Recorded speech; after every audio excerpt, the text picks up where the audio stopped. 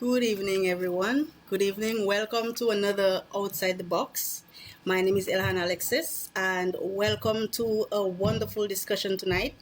I know the last time I left off with a very interesting topic that was something that a lot of people had never really heard of or was never really familiar with, and something that I think that is very useful, that can be very useful to you in terms of maximizing your life's purpose and so forth. So today we are moving on because, as you know, Outside the Box is a show where we talk about many different things that are very important. And in the past, politics has dominated our topics. So today we are going to look at the same politics as well. However, we're going to incorporate a little bit of numerology in it in order to be able to analyze certain things and to see where numerology really can really be seen in action in reality. So today we are going to look at a very well-known person.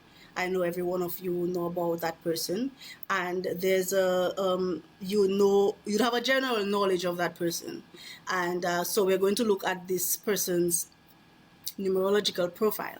And not only are we going to look at this person's numerological profile, we are going to also make connections to the real life and what the person actually is like, or what we know about the person. Since the person is a public figure, we have a little bit of a knowledge about what that person is like, but some of us do not know him intimately.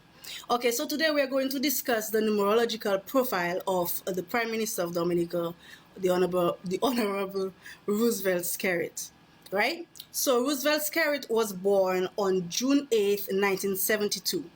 Now, when you reduce the date of birth, you would get an 8, you'd get a 6 plus 8 plus 1972. If you add all these digits together, and you reduce whatever sum you get to one digit, meaning you add whatever digits you get together, you'll get the number 6, right? So in other words, what we're actually looking for is the life path. And this life path of the Honorable Roosevelt Skerrit is 6. Now, let me tell you a little bit about a 6. And I found that people who are born with a 6 life path are usually have these characteristics, and a lot of the characteristics that I found out about in a 6, I have seen them within our Prime Minister. And so we're going to begin talking about the number 6 in terms of the life path number.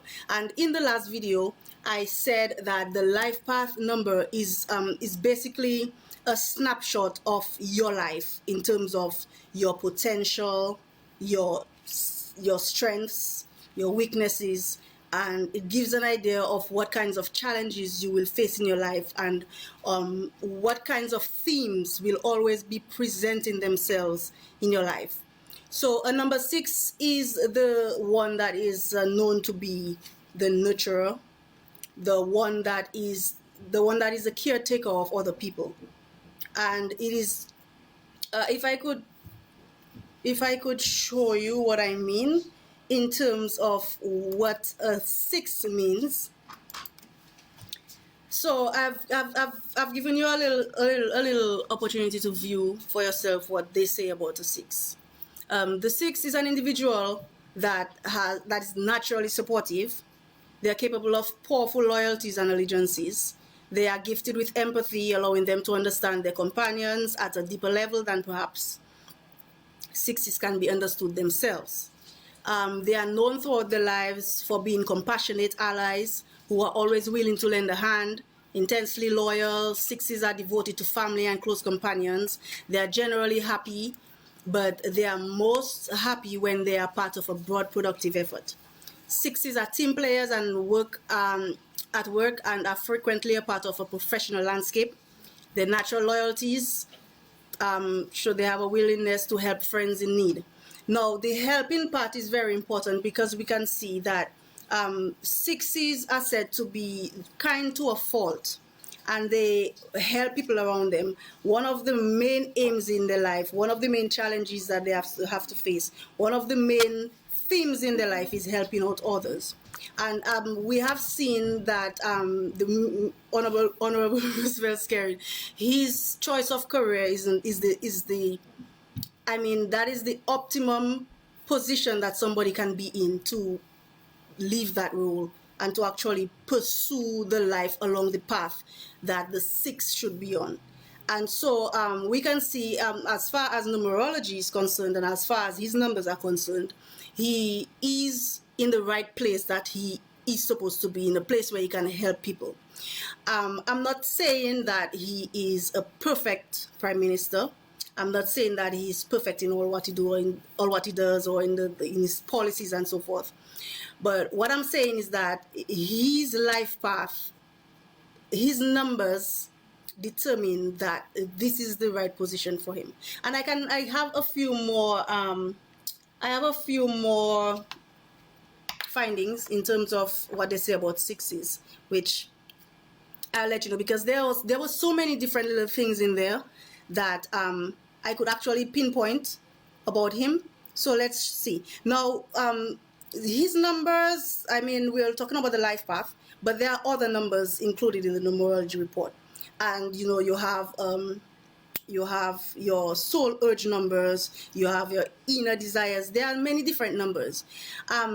What I noticed was that his numbers, I can show you what his numbers look like.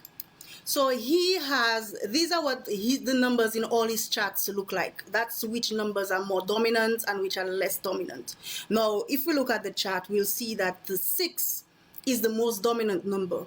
And so that means that the qualities or the characteristics of the 6 in him is the strongest. And then the second strongest we see, it is a 9. 9 is similar to the 6. The 9 is similar to the 6 because they are both humanitarian numbers. The 6 is the paternalistic, maternalistic, Mother Teresa number, as well as the 9 is similar as well. So we'll see that a person with these two numbers in their charts, especially in their charts and so strong in their charts, this will determine that this person has the tendency or has a huge potential to be in such positions where they help other people and they put other people before their needs. So when a number 6 is usually one that is very responsible, and one of their main challenges in life is to balance their responsibility together with other aspects of their lives. And so you will have people with number 6, they may become so indulgent in helping other people, or becoming in something, probably in a career that involves other people and involves helping other people, that they may not have, like we could say, a life of their own. Their life might be all about other people and helping other people. And as we can see, as a prime minister, that is basically what your life becomes. And as I said, he has a lot of 6s in his charts. And so 6 is very important for him. And if you know the year that he became prime minister, he became prime minister in 2004. That year was a 6 year. That year, it reduces to 6, 2004. 2 plus 4 is 6. So that was his year to become prime minister and to get in the high position, in the position where he can truly fulfill his life's mission. And so I believe that, and even when he became prime minister, I'm sure nobody was expecting that. He was the youngest person in the party at the time. He was the youngest minister, and he has the record for being the youngest prime minister. So it's and also in the 6, it does state that 6s usually get thrown into positions of leadership because of the kind of vibration that the kind of vibration that they send out to people around them. People understand them as being caring, and so they come to them, they gravitate towards them. And a lot of people always say that he has a charm and he's charming, and so people gravitate towards him, and that's why people are so welcoming of him, and so many people, they just, you know, like, see him as the person to help them. So there are other things such as family oriented, romantic, I don't know about that, responsible, artistically creative, supportive, devoted, loving, sensible. However, you know, all numbers have their negative parts. So especially when you have so many, you have such a high concentration in one number. For instance, if you have so much of a high concentration in the number 6 as he has, what you will see is that you will see there is a tendency for the negative, a lot of the negative parts of the 6 to come out. And I can list a few characteristics, negative characteristics of the 6 are that they may be perfectionists. They may be very critical and idealistic to a fault. They may also be self-righteous, meddling, irresponsible, indulgent, non-committal, self-absorbed. So if you have so much of a high concentration of 6s in your numbers as Mr. Skerrit has, he will be displaying some of these negative traits of a 6. I also came across on a few other things that describe the 6, and that's one of the things. These are some of those things. I find them to be very very descriptive of him. As I showed you in this picture here, you have a lot of 6s and 9s in his numbers, and there are also 8s. 8, as we say, 8 is the number of abundance and materialistic, money, business, success, right? So you can see his highest numbers are 6, 9, 8, and there's 1. 1 is the number of leadership, right? And we can see 3 right there. 3 is the other highest, which is artistic and creative and expressive. So these are the main numbers in his chart. He also has a destiny number of 6. So you will see that a lot of his numbers are 6s. The destiny number is 6. It suggests destiny number of 6, it suggests a course that is set for harmony, balance, and responsibility. The 6 destiny suggests an equality of all things in all areas of life. There is no small goal, and its achievement will represent a long struggle to find harmony between the different forces and goals in one life. So that his destiny is also a 6. So that is one of the reasons why his 6 is so strong in his numbers. So we can see that these numbers do mean something. Also, when I looked at his we have different cycles and different periods and at different times of our lives. So his first cycle, which ends about at 30, 31, 32, 33, it is 6 as well. That's his first cycle of life. That's from the time he was born until he was like 30 something. That is 6. That cycle means that this is the main challenge that you have to get through during this particular part of your life. So it's like this is the challenge that your life purpose is about. You're going to have to overcome this. You're going to have to be that kind of person or do this. You gotta be successful at being a person that cares about other people, that kind of thing.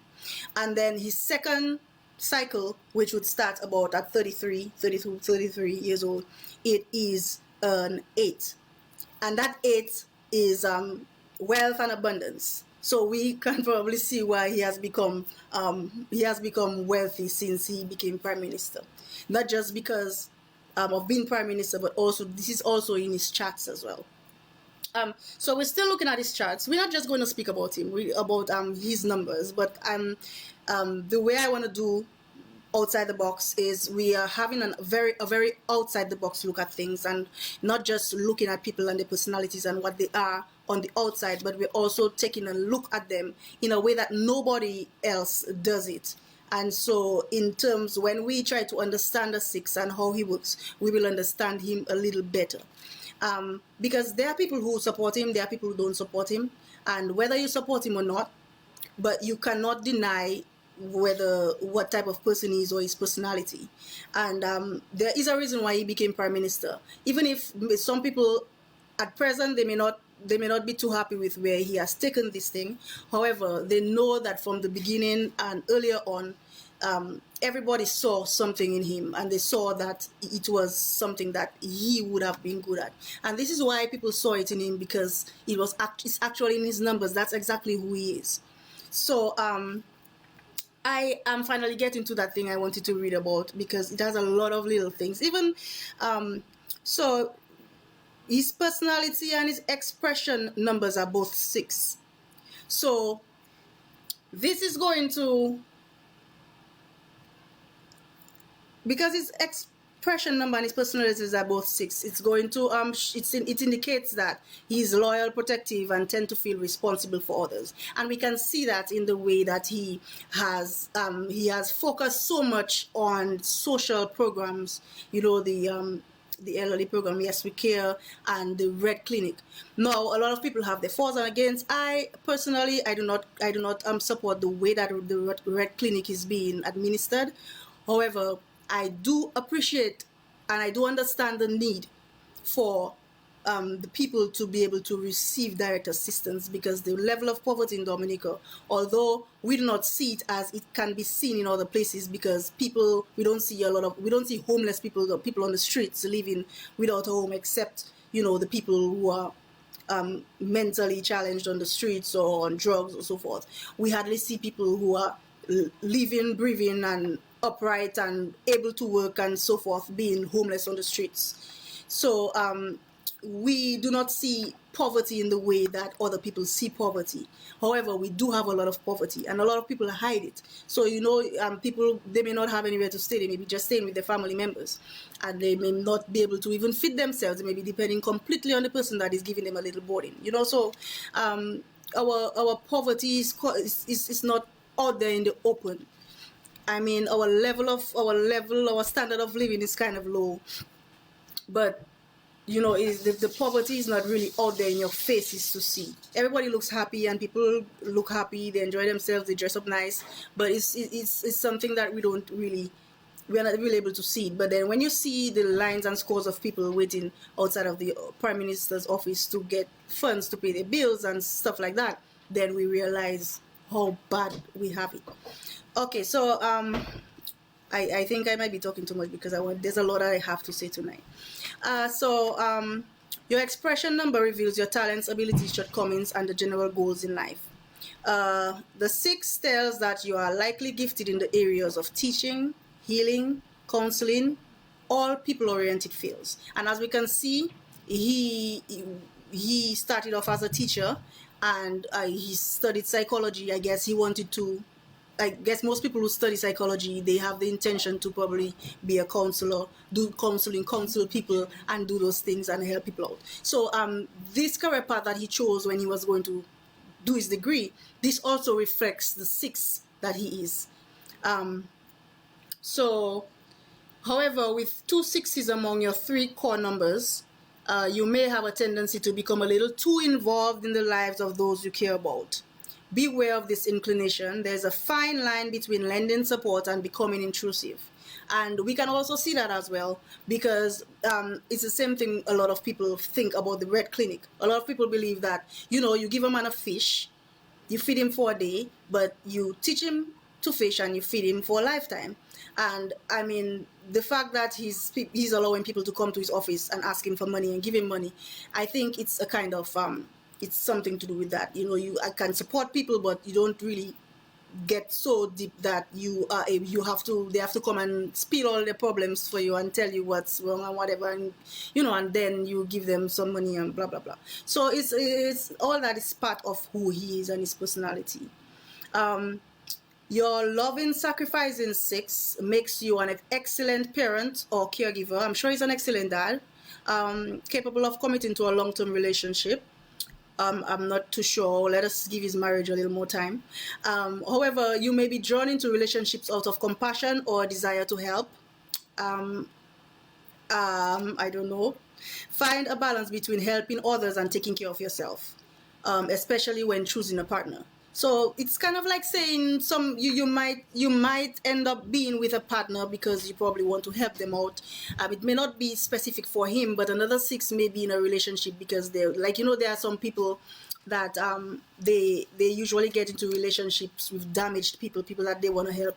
That these kind of people, a lot of these people are sixes because people gravitate towards them and they help people, and they seem like the person that everybody comes to for help, and these people, could be easily taken advantage of or something.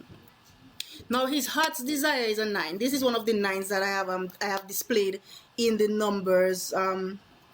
This is one of the numbers that I have displayed. His heart's desire is 9.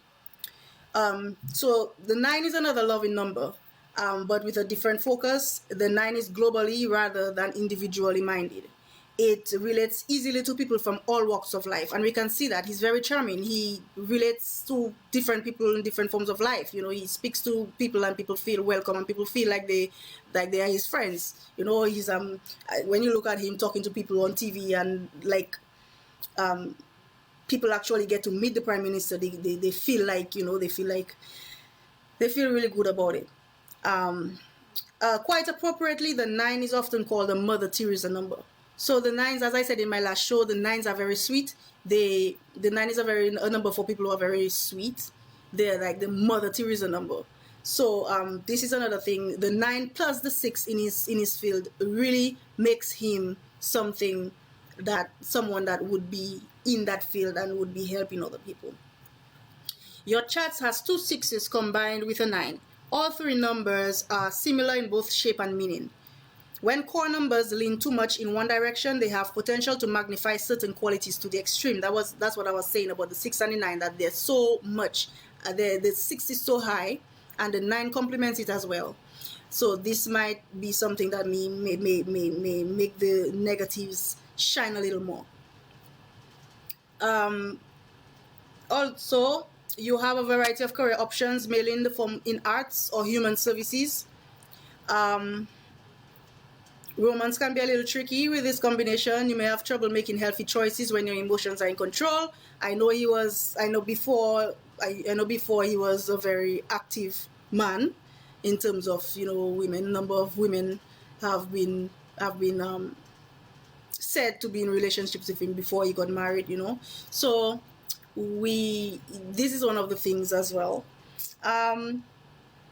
You are responsible and trustworthy with high regard for justice and honesty. Duty will follow you all your life. Sometimes feel a little too much of a burden. You are artistic. Harmony and beauty are high on your list of priorities. You have musical talent, but the creative talents of a 6 are sometimes left undeveloped. He can probably sing, but we don't know because he's so busy doing something else.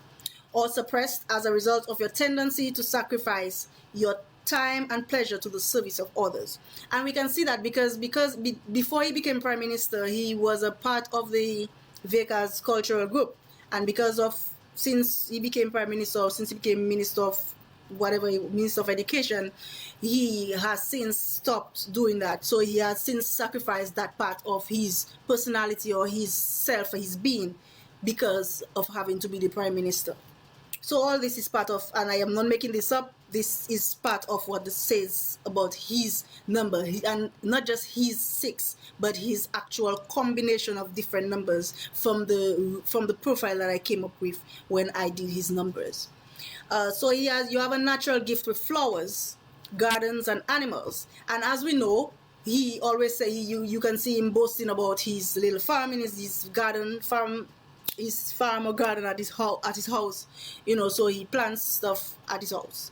He plants his crops. So this is one of the things that is said here about a 6, and we can actually see it, knowing that he has publicized that about him. Your love for children has caused numerologists to dub you as the cosmic mother. So he loves children. We should assume he loves children. He has 3. But you must be careful not to interfere with the freedom of others. You are recognized as an idealist, mainly regarding marriage, friendships, and humanity. And 6 is the most harmonious of the numbers, but also contains within itself greatest paradoxes. It is as if opposite tendencies were tenuously poised. So because of this gift for harmonizing these opposites, you are uniquely qualified to handle and integrate contradictions within yourself. It is for this reason that Sixes so frequently find themselves in the role of healers or counselors, creating peace between opposing views or internal conflicts within the self. While you can be very idealistic, now listen, there may also be a temptation to acquire beautiful objects by improper means. Now, a lot of people accuse him of being dishonest in terms of his salary as compared to his wealth, and this may just be an answer to the question in terms of acquiring objects by improper means. I cannot accuse him of anything, but if you're wondering anything, that might be an answer to any doubt or any question as to whether he likes nice things and whether he's earning them in the proper means as a prime minister. I'm not accusing him of anything. Remember that. You must also guard against other meddlesome behavior and domestic tyranny, or always having to have your own way in a family dispute or in cabinet. Because as we have heard, I've never sat in cabinet, but from people who have sat at a cabinet meeting have said that, you know, when Skerrit says something, when Skerrit says something, Skerrit says something. And, you know, you cannot really change his mind like that unless you really convince him of something otherwise. So, all these things kind of reflect what I know, what I have heard about him, really. Conversely, you have it within yourself to understand another person's dilemma and come up with a creative solution. Apparently, he might be very good at that. Since I've heard that they say, not while I was listening to the what do you call it, the delegates conference, they said that people from other parts of the Caribbean in the region usually call on him for advice and so forth. Your natural ability to give comfort and warmth can smooth over hurt feelings like a healing balm. You attract love and appreciation, and those people, they love their PM. So many people in the country are just voting because I love my PM. So all this is part of what he is, and what I guess is his life purpose and his life, you know, his life path. You make an understanding teacher, especially young children or special education, healer, counselor, social worker, psychologist, artist, designer, gardener, florist, farmer. So you see, he has his farm in his garden. He farms. It says it right in there, you know. You can be successful in business, especially those that involve dealing with people. And as we know, we all say, and everybody, all labor rights always boast that he's a charming man. And this is one of these ups, and this is one of the things that he has over the opposition leader, who has zero charm. So this is one of the things that he has to himself. If somebody could give me the date of birth of the opposition leader, and be really exact about it, so I don't go around with false numbers. If you know the date of birth of the opposition leader, we can take a look at what he's really like in terms of numerology and see, just like how we are doing with the prime minister. Also, his heart's desire is a 9. As we said, I spoke about the 9 in his chart. You want to be of service to the world. Your deepest satisfaction comes from knowing that you have advanced the cause of humanity. Your ideals are of the highest order. You are a perfectionist. You strive to make the world a utopia, to make each person's lot in life better, to become perfect, your perfect self. One of your challenges in life is to strive toward your lofty goals and at the same time recognize the good that you are doing. So it's a lot of it. Most of the life goals in terms of him and all his numbers shows that he needs to be helping people. You like and are fascinated by people from all walks of life. So it keeps saying the same thing because his numbers, all the numbers are so similar. He has so many of those numbers that they bounce and bounce back to the same thing. So there's also another warning. Your vision is on crowds of people, which can cause you to overlook the needs of those closest to you. So there may be situations where his family may feel like they're not giving him attention, he's not giving them attention, or even some of his family may want assistance and they may not be getting it. That is because he's extending himself so far out to other people that he may be neglecting other people that are closer to him, that are looking for assistance or looking for whatever it is that he's showing or displaying towards other people. They're looking for it themselves, but he's giving that to people, to so many people, that the people closest to him are not getting it as well. You need personal love as well, but have the tendency to put your needs in the background.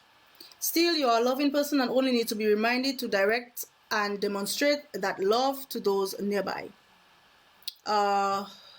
What else do I want to mention? Also, arrogance is a trap that many nines fall into. The danger is that arrogance cuts you off from the thing you love the most, the people.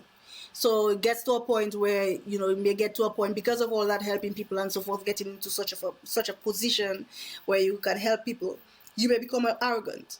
And this is one of the things that one of the possibilities in terms of a 6, they may become arrogant. And a lot of people describe him as being arrogant. Even if some people see him as charming, some other people who do not like him or have taken bad taste to him, see him as arrogant. So his numbers all say basically the same thing, or most of his numbers are 6 and 9. Now his personality number is 6. You radiate understanding and compassion. People sense your warmth and fairness. For this reason, you attract many people who are in need of comfort, including the disadvantaged. Now that explains all the long lines outside of the Red Clinic, right? People are going towards him to find comfort, including the disadvantaged, right? So there we have it. That's why he's so big on Red Clinic. People tend to come to you to unload their burdens. You inspire confidence. You have a fine sense of justice. You do everything in your power to keep the harmony, and even willing to sacrifice your personal desires for the goods of others. You can take this too far, sometimes playing the role of martyr. You have to guard against being taken advantage of. You are also, this is very important, this one, you are not always a very good judge of character. And this one is very important, and it will take us to the next part of our discussion for today. But we're not going to jump the gun. We're going to finish with this part of our discussion, and we're going to move to the next one. So this part says that he's not a good judge of character. And we have evidence of that being all those diplomatic passport stories where he has issued diplomatic passports to people who were unworthy, and who not long after being considered by him as worthy of a diplomatic passport were proven to be criminals or proven to be unworthy of such. And so this is one of the flaws of a 6, and we can actually see that being one of the flaws of him in his governance. So, and not only has he had lapses of judgment in terms of the people with the diplomatic passports, but just recently, what happened with his new card of candidates, we can see he also had misjudgments of character and made mistakes, made political blunders because of this shortfall. And so, as you can see, these things almost describe the Prime Minister to a T. And so these things this is just based on his name and his date of birth. You can tell all that about him, right? So I hope that I'm opening your mind and making you be a little more open to such things as numerology and using numbers to analyze situations and people. You are more interested in comfort and utility of clothing than the statement it makes. I'm not too sure about that, because he likes his nice clothes. His suits are always properly cut. He likes to look good, so I'm not too sure about this one though. But it's not 100%, I guess. There was something else. You are very vulnerable to praise and criticism. You tend to worry a lot, causing stomach problems. People see you as a maternal or paternal figure. They want to relax in your presence and unburden themselves. You're a safe port in a crowd. There was something else. You are very artistic, love music, flowers and gardening. You are a natural interior designer. I don't know what inside his house looks like, but he might have, the beauty of his house might have been his whole design. So I wouldn't be surprised if he was the one who actually chose everything in his house and, you know, did most of the thing, because at the time when he built his house, he was still a single man, so he may not have had a wife at the time, but he may have had a very good sense of putting nice things together, looking good. You have an excellent sense of color and taste. You are more concerned with the content of your personality than your appearance. As I said, I'm not sure about that because his dress is very nice. And another thing is, like what I said about his you have an excellent sense of color and taste. I think he wears really good colors. Those colors really match him. I like when he wears pink. I like when he wears those purple, those bright colors. I like when he wears roses and flowers. He had this black and red flowered shirt. I really liked it. You know, it shows a lot of class and style. Not any man will wear flowers. Not any man will wear a flowered shirt. So this right here, you have the Prime Minister's numbers. You have the Prime Minister's numerological profile, and so you can see, you can get an idea of what a person is like by using their numbers. And as I said, it's not only the date of birth, also it's their name. So his name also added to some of the numbers. So I did this analysis based on that information, right? So now we're just gonna come back to our regular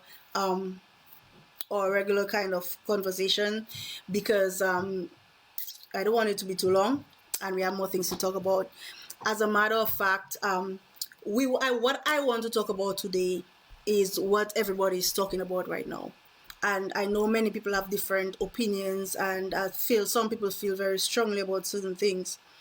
And I just wanted to address the fact that what is going on now in terms of politics wise, I really want to discuss it, but let me just take a moment to look at my my live feed and say hi to all my viewers. Hi to Elsa. I see Daryl Tit was on there. Mufasa was on there. I'm not too sure if you guys are still on. Welcome. John, my dad, Tanya, Sandra, my mom, Charlene Modeste. Good night, Mom. I'm listening. Inga, welcome. Good night. I hope you're still here. My aunt, Ezra. My phone keeps buffering. Right. So, hello, everyone. Thank you for joining. Everyone who's been on for the past time, I'm happy to have you on there. Let's continue. So I wanted to talk about what's been going on, all the political issues that's going on now in Dominica. First of all, I'm just going to give my opinion based on the change. Now, out of 21 constituencies, how many were changed? There were 13. Was it 13? So a number more there were more changes than the ones that remained. And I see nothing wrong with that. You know why I don't see anything wrong with that?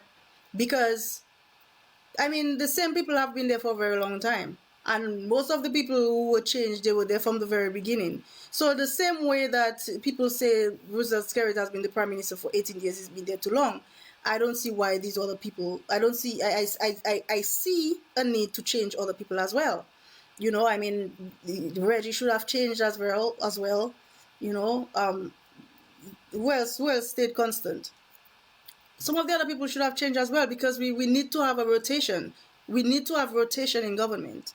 And the fact that so many people were changed, it says that we are having a rotation and it's needed. So some people see it as a weakness, as in, these people were not doing whatever they had to do. I don't see it as that. I see we need a change. We need rotation. We need other people to represent. If the party, because the party, a lot of the strength of the party is in the leader. The party cannot change its leader at this time, and you need to understand that most of the strength and the power of the Dominican Labour Party is that of the Prime Minister. And we can see that right now that a lot of the candidates have changed. We're seeing that some people are saying they're still going to vote for the party, because they're voting for the party, they're voting for the Prime Minister. So the fact that he changed these people, I mean, I'm sorry for based on the way that it happened for some people, I'm sorry that it happened that way for some other people. For example, Cassius Daru, I understood that he was not informed of the change, and he had already dressed and come to the Londonderry playing field when he was informed that he was not on the card of candidates. I find this is very disrespectful, and this should never ever happen. I don't know how good of a PAL rep he was, but whether the person was a good PAL rep or not, even if somebody was a bad PAL rep, I don't think that person deserves that kind of treatment. But I'm going on hearsay, so I cannot tell you if that was for sure. However, based on the videos that I saw, it looked like this was very true, because I saw pictures of Cassius Daru on his way to Londonderry, how he was dressed, and one of the girls in the picture, in that same picture with him, who took the picture, I saw her dressing and a get-up and everything. And in the video, when the Kalinago people were walking out from the meeting, I saw that same girl walking out with the Kalinagos. So that seems to corroborate the story that he was informed when he was there, because I saw a picture of him together with that girl with that same outfit on that same day, and then I saw that girl in a video walking out of the convention, the meeting, or whatever they call it. So that's that. Now, I also think that the fact that I was also happy about the fact that when you look at after all the changes were made, and I counted the number of women that were candidates in the party, I realized that there were 10 women out of 21 candidates, and that made me happy, because that means that we are moving forward and women are playing a very important role, and women are making their presence seen in Parliament and so forth. And I'm hoping that that ratio doesn't change with the current developments that have taken place so far. So anyway, I also wanted to talk about the fact that I previously mentioned that there was some, because of Roosevelt Skerrit's numbers and because of what he was like, his own internal weaknesses, he may have a problem with judgment of character. And this is one of the reasons why he has fallen into the trap where he named a candidate, and due to pressure based on the candidate's reputation and the candidate's past, the candidate was pressured so much by all the buzz and all what people had to say about her that she had to withdraw. It's sad. However, what I want to say, I just hope that people are able to understand what I mean when I say what I'm about to say. Now, the young lady agreed. I guess she was probably approached, and I'm sure she thought about it, and she accepted it. She accepted the challenge of stepping out in the public and becoming and putting herself at that kind of in position where you will definitely be scrutinized. And so anybody who gets in that position gets scrutinized. People will go and try to dig all types of dirt they can about you. If they cannot, they'll talk about when you were a baby and you used to walk with diapers, right? And it's not just in politics, in anything, in a simple little queen show, people go and dig up dirt and say all sorts of things and try to make up things and make you seem like an unfit person for whatever it is that you're doing because of your past. So and the problem is a lot of that is directed more towards women than men. I mean, I've never heard any male candidate being hounded so much, and I've never heard about the sexual exploits of any male candidate that causes such an uproar. I mean, we're living in a world where we're talking about equality of men and women. I mean, I'm not saying that women should be equally allowed to be promiscuous or should be equally considered as men. I'm not saying that we should be allowed to be promiscuous and live to tell about it to our grandchildren while sitting in a high position. I'm not saying that we should what we want to be, but I'm just saying that it's different. People are treated differently. Men are treated differently from women. I've never heard, people will say, oh, Mr. have a lot of women. But you've never heard people try to discredit a man who has probably all his qualifications in a particular field based on his sexual practices or what is done sexually before. I mean, I'm not saying that everything was based on her sexual past. I heard about a voice note going around. I have not heard the voice note. I've not listened to it. I've not asked anybody to send it for me or anything. I'm truly not interested in it. But it's not just her sexual exploits, right? So if they had just like eased up on, if they had not exposed so much about her past in terms of her exploits and whatever she has done before, and they had stuck to principles. I mean, they say that she got married to a man who is serving time in prison for rape and murder of a woman or something like that, and she got married to him in prison after he was convicted. Now that kind of judgment, I think disqualifies a person from being in that kind of position. I believe that, right? And I believe that based on that, she should not have been even considered as a candidate. I think that better research should have been put into the background of people that are being put on election cards, because you want people that are examples to other people. You want people that are examples. You want people that can lead. You want people that will be respected, because that's the most important thing. People that are going to be respected by the society, and people are going to vote based on respect. If they don't respect you, they won't vote you. But I'm not saying that people cannot respect her because of her past, or people cannot respect her because of who she married. But because of her choices, people may not look up to her as a person that can make good decisions. And they have a right to feel that way. And nobody should make you feel bad because you say, nobody should make me feel bad because I say that because of this, I don't think that she fits the profile of someone that should be elected, right?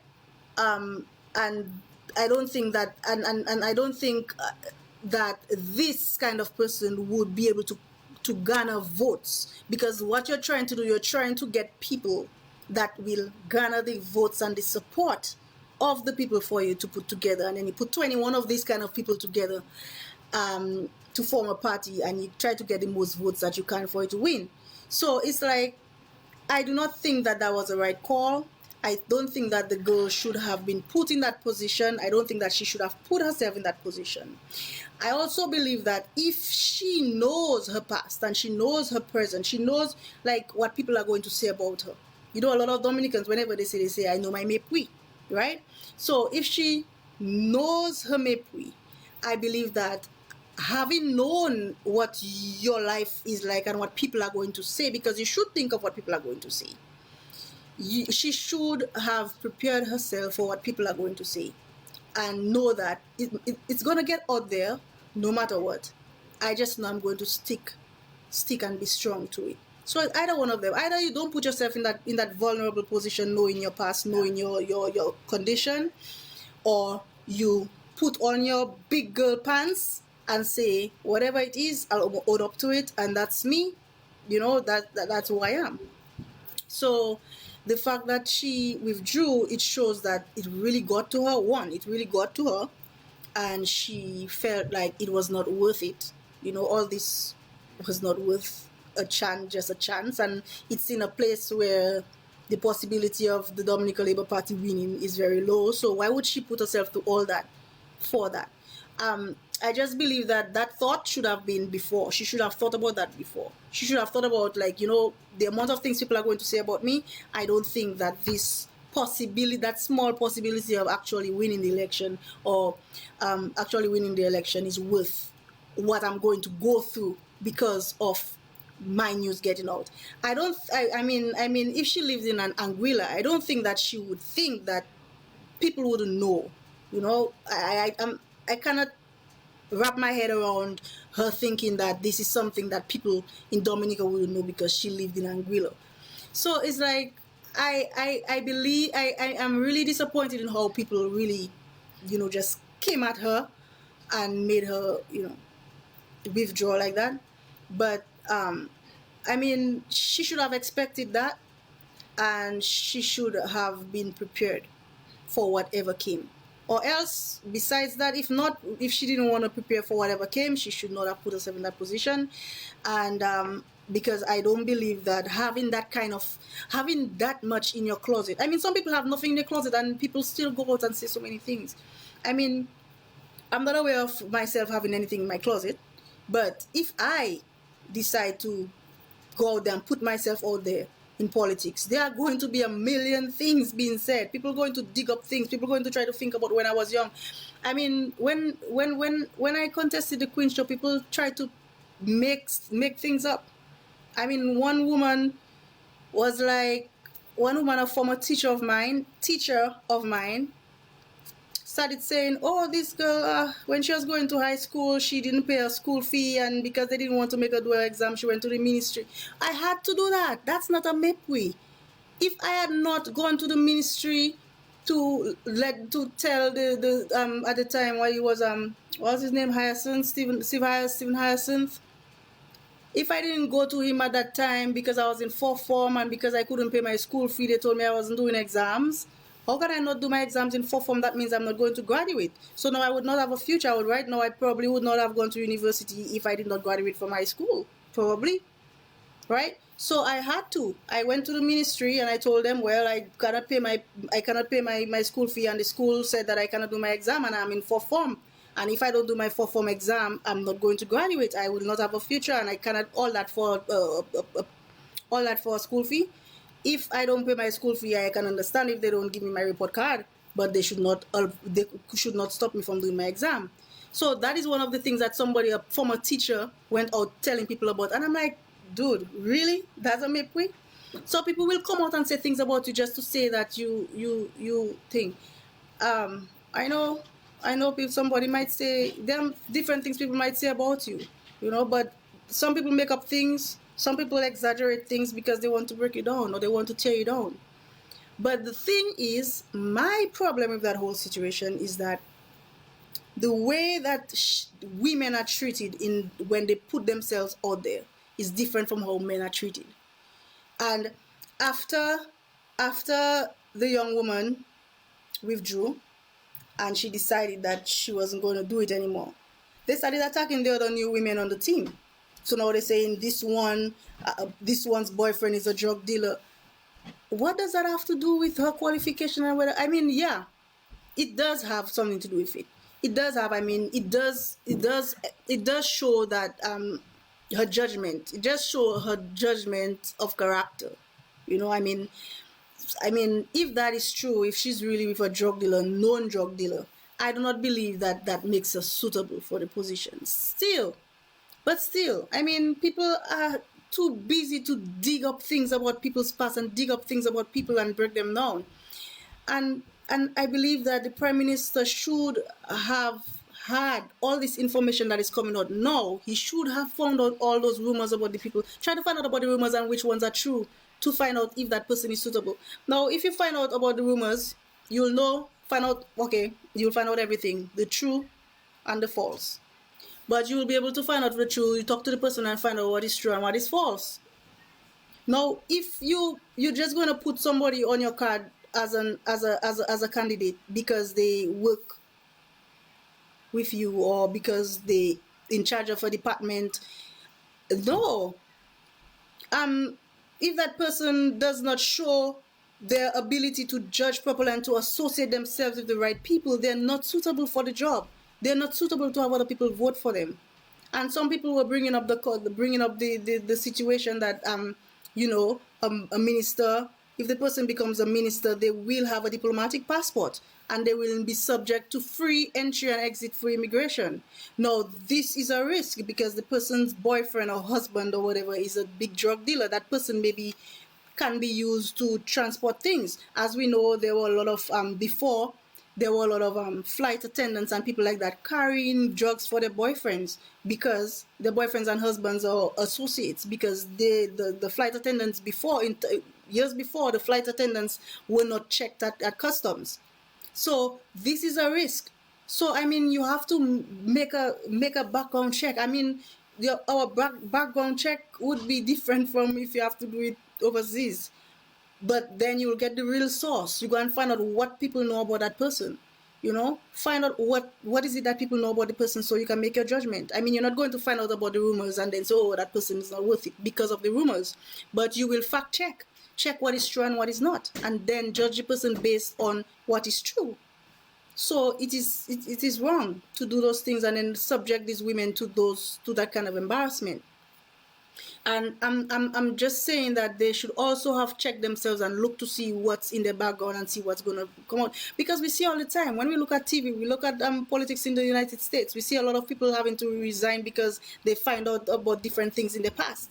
That's because it matters. Things you've done in your past and things people you're associated with in the present, it matters.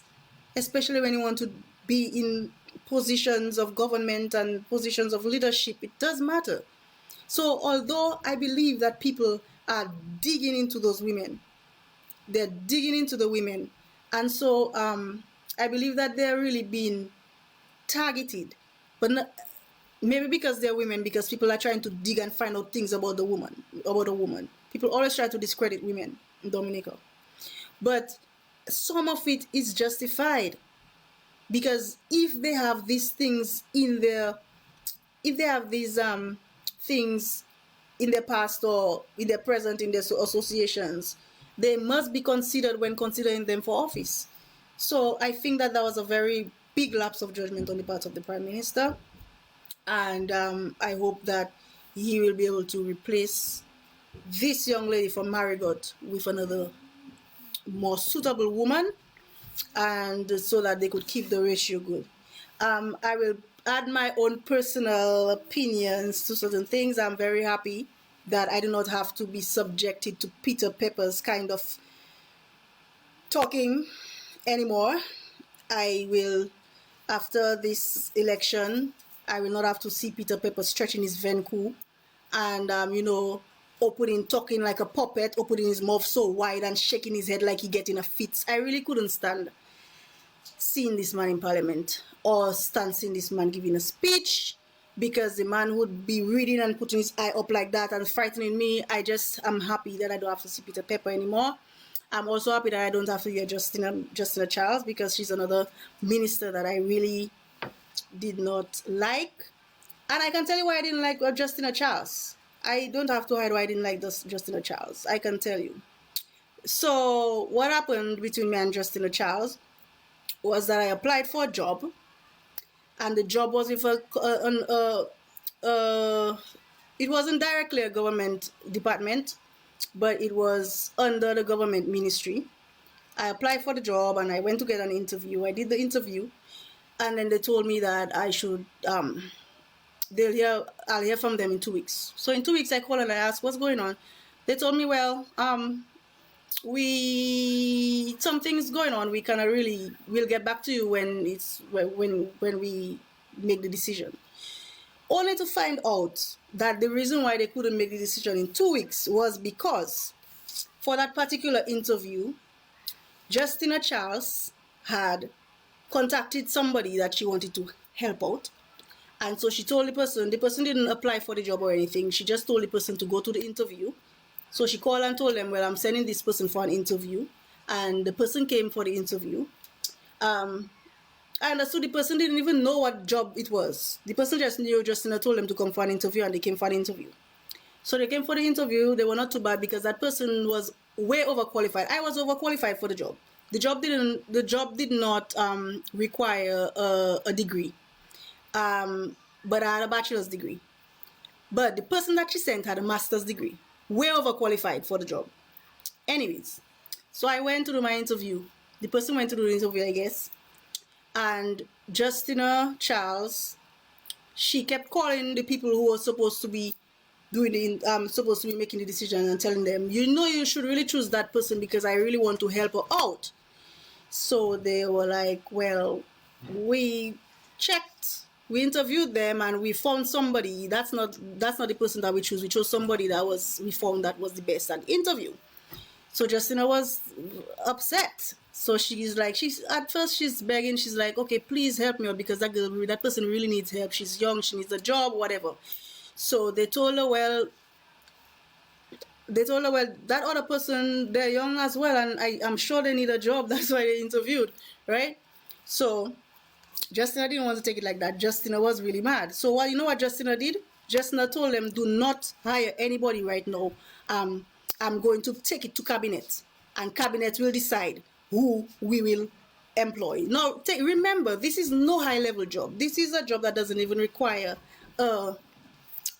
the job doesn't even require a degree, and it is not even a direct office in government. It's just a source government funded, right? But Justina said that she's going to go to cabinet to get a determination on who they're going to employ, right? So I guess she did. She went to cabinet. And obviously, that is not a job that the cabinet doesn't determine these little jobs. These are a little job. The cabinet doesn't determine employment in that area. The leg of where I was applying for, it has a board of directors. She's actually trying to control the board of directors to tell them who to hire. After they do the interview, she wants them to squash the interview and hire who she wanted to hire. She didn't get her way and she was pissed. She said, no, you're not hiring anybody until I put it to cabinet. She said she put it to cabinet. I guess that she didn't get the satisfaction because I guess cabinet don't have time to deal with just a little nonsense. So anyways, at the end of it all, I guess the board decided, well, if we are not being allowed to do our jobs, then we are going to have to make you do the job yourself because you have a board of directors. We did an interview, take our time to do an interview, and you want to tell us who to hire, right? So it's either you have a board of directors or you don't. So I guess she was given an ultimatum, and then they called me for the job. Justina Charles, right? So this woman and ever since that time, I've had no respect for this woman. I have had not an ounce. Every time I see that woman, I'm upset because I'm like, really, Justina, really? That's the lengths you will go just to pull a string for somebody you say you want to help, and the person is not like a supporter. She was trying to gain the person's support because it was near election time. So it's like Justina has no morals, and she's a woman that every time I see her, I used to be upset. And so I'm so happy. They said that she got a green card, so she's going to be going to the States. So she will no longer be part of our government, and I'm really happy for that. So she and Peter Pepper, Good riddance. I'm so happy to get rid of them. The rest, the way that they were discarded, I'm sure that people are talking about it. People are talking about Dr. Daru. I mean, Dr. Daru. Everybody knows that he was a bit fed up with being in that position, and a lot of people talked about him clashing with the Prime Minister a number of times. So I figured, he didn't want to be controlled anymore. And as we know, the Prime Minister is very controlling. And it's not just that he's controlling. One of the main things why I think he's controlling is because a lot of his ministers, and we can see with all the changes, a lot of his ministers are not pulling their weights. And when you have people like Justina Charles as a minister, right, and she's spending all her time when she's supposed to be doing the people's work, she's spending all her time calling boards and trying to get people to get jobs that they don't deserve. When you have people like Justina Charles in cabinet, you know that the cabinet is not doing a good job. So yeah, so based on that, what else I wanted to talk about? I wanted to talk about okay, let me see what's going on and who is there, if anybody's here. Is anybody here? Anybody here? Okay. Yeah, I have good reasons. Yeah, I know I have good reasons, right? Yeah, so I don't like them because I have seen ways that show that they are not fit to lead and they are not fit to be ministers. So yeah. I also want to talk about the other additions. I mean, Joseph Isaac being in Rosa North is a joke. Really? I mean, Rosa North has always been a UWP place, right? Julius Timothy did it. Julius Timothy did it. He caused the floor with the votes, and then he joined Labour Party and he won the votes, not because of anything or else other than because he was Julius Timothy. People in the Rosa North were voting for Julius Timothy. And so they decided to move over and vote for Julius Timothy wherever he was, because the man used to help a lot of people. The man was sending people's children to school. The man was helping people to pay their bills. The man was doing so many things for people in the constituency. So that is the reason why. So I do not understand how Roosevelt Skerrit can believe that he can use that tactic and take Joseph Isaac out of Rosa Central and put him in Rosa North. He's not going to win. But I know that this is not something that he doesn't know. But I guess he wants to discard of him, and he cannot just let him go. So he put him to run in Rosa North. He's going to probably lose his deposit, because Rosa North is a workers' place. Nobody in Fokola is going to vote for Joseph Isaac if they're not a Labourite, a real Labourite. I mean, it's crazy. It's crazy to think that Joseph Isaac could win Rosa North. Well, Joseph Isaac cannot win Rosa North. I am registered in Rosa North. And if I was in Dominica, I wouldn't vote for Joseph Isaac. And if I had to go down Dominica to vote, I would not vote for Joseph Isaac. I'd vote for myself, right? I'd prefer to spoil my ballot. I would travel all the way down to Dominica and spoil my ballot, right? I mean, you have to understand the demographics. It's the people, it's what the people want. You can't just put something there for the people. I mean, in a place where, you have, it's a Labour stronghold, you can do that. You can put anybody and they will vote for whoever represents in Labour.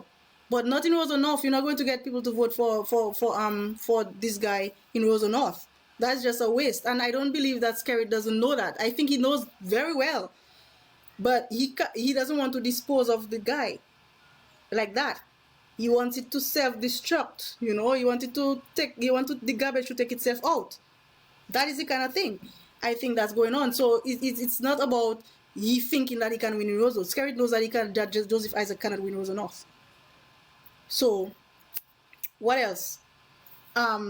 Because number one, I believe that he really wanted to put what's that woman's name? What's her name? I forget her name. What's her name? Why did I forget her name? Oh gosh, I forget her name.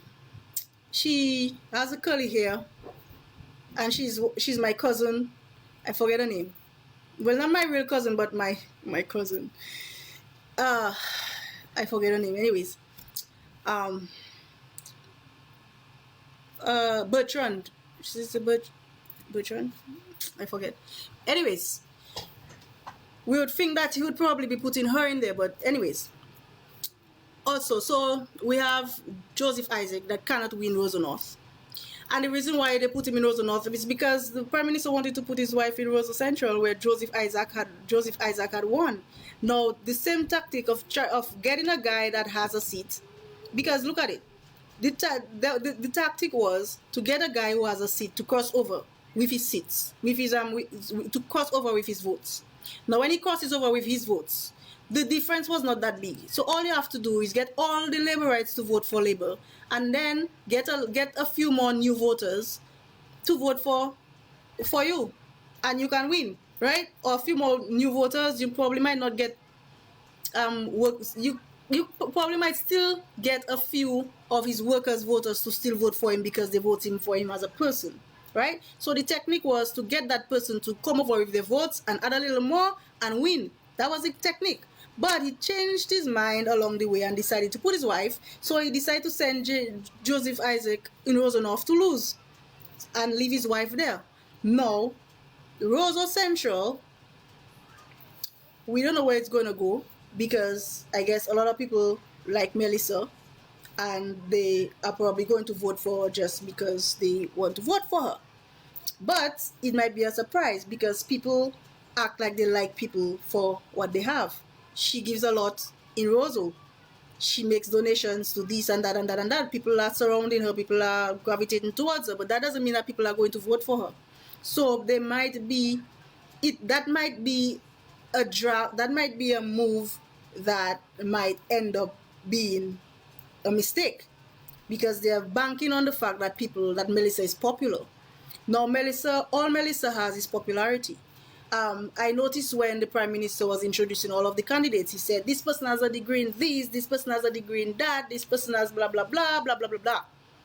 For Melissa, there was no degree called, there was no kind of qualification called. All that was called was that she has a foundation.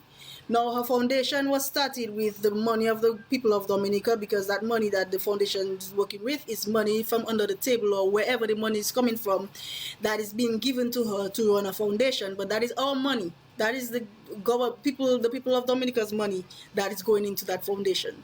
So at the end of the day, there's nothing, Melissa really has nothing to really offer to the people of Dominica, besides the fact that she's the wife of the Prime Minister. So I don't know how this is going to work out in Roseau, but Roseau people tweet, and I don't believe that this might work out as the plan, because this is a half-hatched plan. The plan was to get Joseph Isaac to cross the floor with his votes, add more to his votes, and get him to run in Roseau and win the Roseau seat. They changed the plan, sent Joseph Isaac to lose in Roseau North, and they put Melissa to lose in Roseau Central. So we'll see how that plays out. Besides that, what else was there? Those other women seem all right. We have a teacher, a long-standing teacher. I guess she's going to gain a lot of respect from different people that she taught. Probably a lot of people that she taught are going to vote for her. We don't know. St. Joseph, we have a doctor. She seems to be a very upstanding citizen. People saying good things about her. So I want to believe that she will be a good contender. So now it's going to be two women, two women battling it out in St. Joseph. I just hope that it's a nice, clean battle in St. Joseph between these two women, and we come out with the best. We'll see what happens. It's nice that there are two women contesting in St. Joseph. What else? So based on the new candidates, I think that's it. Dr. Colin McIntyre has been traded with his brother. I believe there might be no change, because a lot of people are voting. The McIntyres, they are well known and loved, especially Dr. Irvin McIntyre is known and loved by many. A lot of people are going to vote for him because he's their doctor, or he was their doctor, he was their mother's doctor, or whatever it is. So I think that Dr. Colin McIntyre's votes are just going to be switched to Dr. Irving McIntyre. Who else? I don't have any idea about that Lapland man, but I want to believe that he will be able to. I want to believe that he's a better person than Peter Pepper, because I don't like Peter Pepper. I will be honest with my bias against Peter Pepper.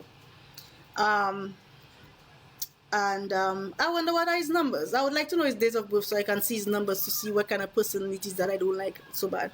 Maybe there's a real reason why, another reason I can prove that kind of person and say, well, he's that kind of person, that's why I don't like him. But I just can't stand him, man. Anyways, besides that, what else is there? Let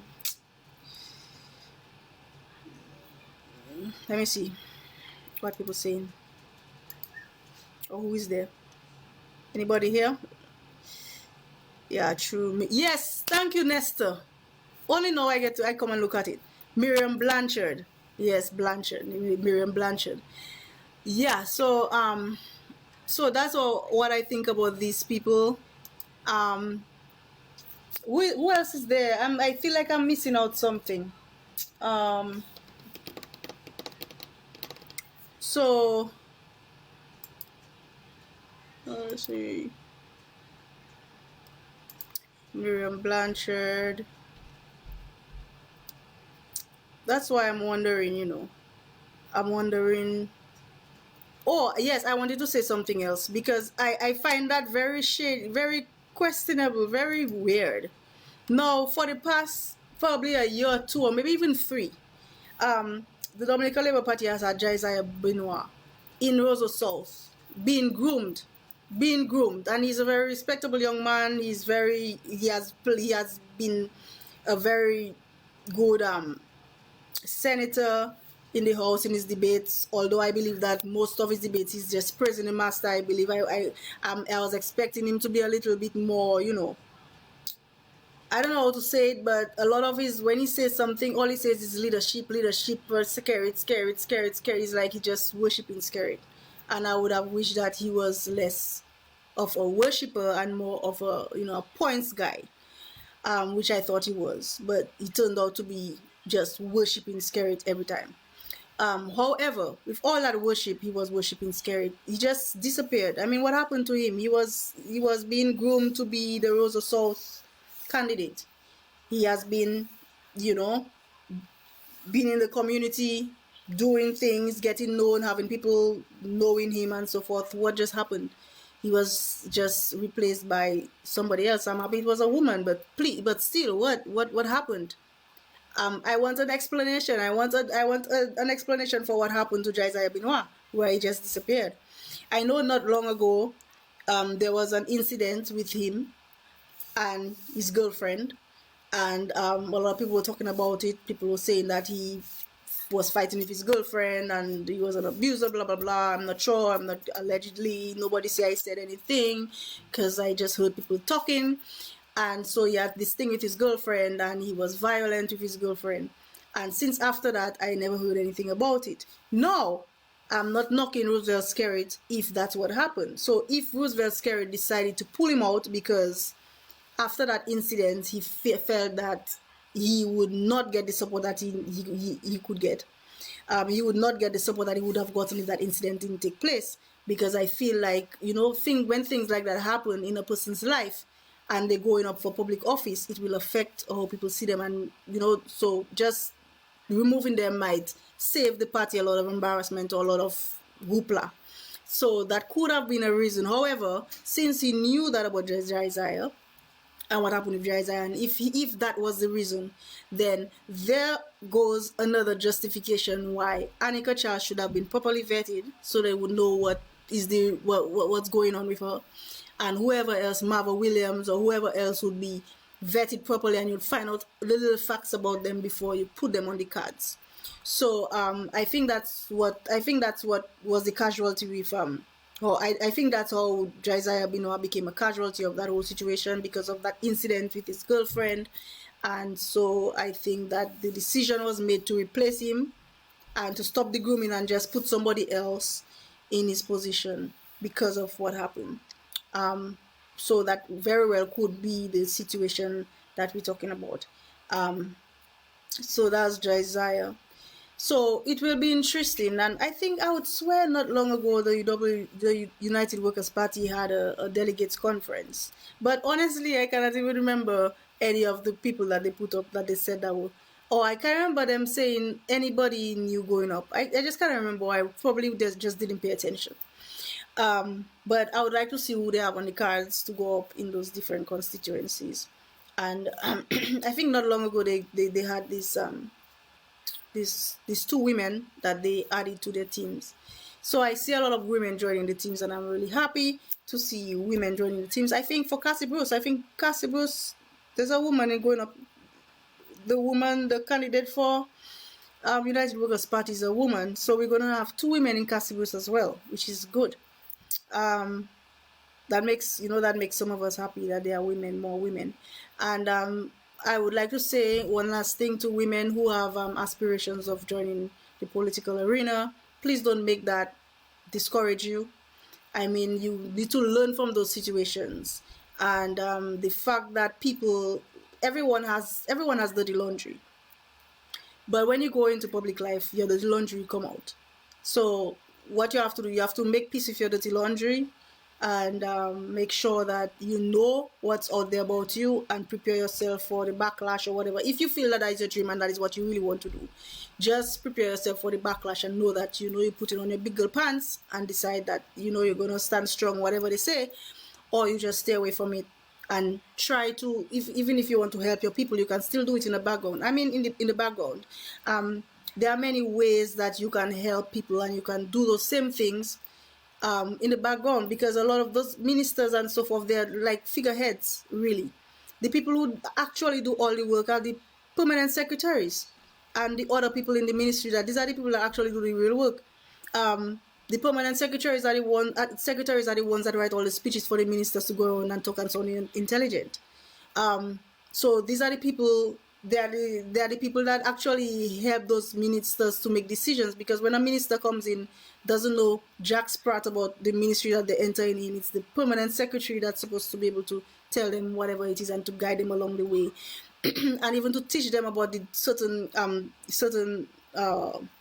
the sector, because sometimes they would come in without any knowledge about the sector. Imagine a person, anybody, even if you're a doctor, you come in and you come into the Ministry of Health, you will not know all those different things that your job concerns. At the end of the day, it's the PS that's going to be having to show you everything and make sure everything is right, and all those speeches and everything for you, make sure everything is working out for you, and make sure you sound you look and you sound like you know what you're doing. At the end of the day, it's not really you that know what you're doing, it's your permanent secretary that should know what they're doing. And that's why I have a serious problem with the way that the Roosevelt Skerrit has been planting permanent secretaries, because the permanent secretary supposed to be somebody that has been there in that ministry for a long time, or very familiar with the ministry, or very familiar with the industry or the sector. And when you just make those political appointments when you make political appointments of permanent secretaries, that is counterproductive, because you're putting people that do not know anything about the sector in a position where they have to be helping and grooming the ministers. And that is why we have had that's why probably the ministers have not been able to function or to be as efficient as they should be, because their support is not efficient. Some of their support, some of those PSCs, there's Yopani, some of them, they're just there because they were politically appointed, because they are getting some reward from the Prime Minister, and so they've been appointed as permanent secretary. So it's like, without that, it's like the permanent secretaries are the pillars of the ministry. And if you have a pillar that's not strong, then it's not going to be strong. Then at the end of the day, you're going to have a minister that is going out there and representing with all the proper foundations. So when you have when you have permanent secretaries that cannot write a speech, at the end of the day, they cannot have the minister to write a speech and just put things together and say, hey, look, this and that and that and that. So it's like, all these things come together to make a team. They all make the team. And if we don't have all those things that we need, then the team is not going to be strong enough. And that's why the government is suffering right now, because the team is made up of a lot of people who do not have the qualifications to do whatever it is that they've been put to do. And so they're doing whatever they want, they're just winging it. Everybody's winging it. I mean, the minister, a lot of times the minister wings it, because they know they have the support of the professionals, the bureaucracy, the people there that know what they're doing. So the minister winging it. But what we have in all those ministries, we have PS winging it, minister winging it, everybody winging it. So at the end of the day, we have a lot of inefficiencies and a lot of ineffectiveness, because we don't have the proper people to do the jobs. As they say, scrap eggs in round holes. So that's the situation that we have. So I think I've done enough talking for today. I mean, many times when I have to do the show, it's sort of hard to actually get to it. But then when I get to it, I don't want to stop talking. And I just go on and on. But tonight, we spoke about a lot tonight. And I do hope that people are able to open up their minds about numerology, because as you just saw, I made a whole long analysis about the Prime Minister based on his numbers and his name. The numbers in his date of birth and the numbers in his name. And it is quite accurate based on what I know and I've heard about him. So if you want, if anybody wants to test it out, I can give you an app to download to try it out, or you can let me know, send me a message, give me your date of birth or whatever, your name and your date of birth, and I can run a report and see what you are like, and we can discuss it, and we can see what fits you and what doesn't suit you, and we can have a little discussion. Hit me up, don't be afraid, send me a message and tell me you want some information or whatever it is. I'll get back to you. So with that said, I think this is going to be it for tonight. Thank you very much for viewing. Have a very good night, and I will see you next week. So this is going to be the end of the show for tonight. Bye. See you next week.